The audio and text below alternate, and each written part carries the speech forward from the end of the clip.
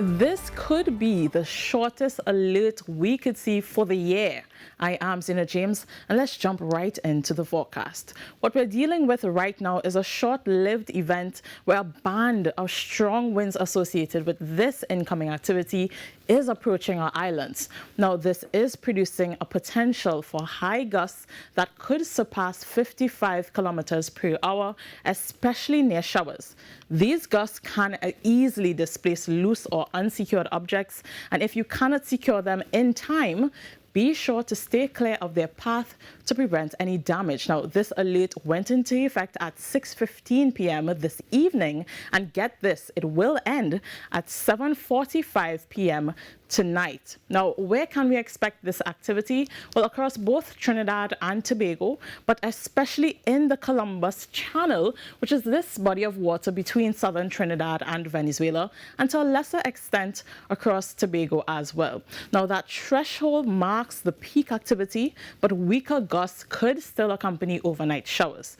Speaking of which, the TTMS also issued the Agromet forecast for the second half of November, and they are projecting near normal to below normal rainfall overall. However, the wettest days will align with this incoming trough, which we will get into, particularly from the 17th to the 21st, and again from the 25th to the 28th. Now, during these windows, the risk for street or flash flooding increased to moderate or even high levels, especially in northeastern and eastern Trinidad, as well as central Tobago, where rainfall totals could reach up to 130 millimeters over that 15-day period.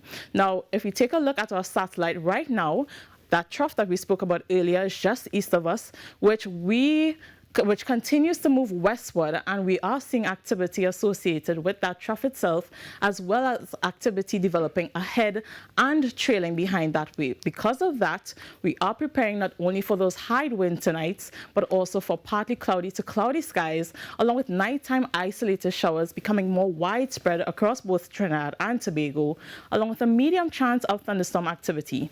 When it comes to our temperatures, we are looking at nighttime lows around 24 degrees in Trinidad and 25 degrees over in Tobago. Now, this trough will be our main rainmaker for the next few days, especially from Wednesday into Thursday. So for Wednesday's forecast, increased convergence and moisture will bring a lot more cloud cover than we saw today. So look out for partly cloudy skies turning cloudy as the day progresses, with chances of isolated and scattered thunderstorms across both islands. With that added cloud cover, daytime highs could peak near 30 degrees, and that's for both Trinidad and Tobago. And remember, during any heavier downpours, gusty winds and street or flash flooding will remain possible. Now, onto our marine conditions. The hazardous seas alert has been discontinued, but spring tides remain in effect and will continue to exaggerate those tidal levels. Otherwise, expect moderate seas with wave heights up to 2 meters in open waters and up to 1 meter in sheltered areas. And of course, here's a quick look at our high tide and low tide times for both Trinidad and Tobago. Now, that's all for your weather. Have a safe and enjoyable evening ahead.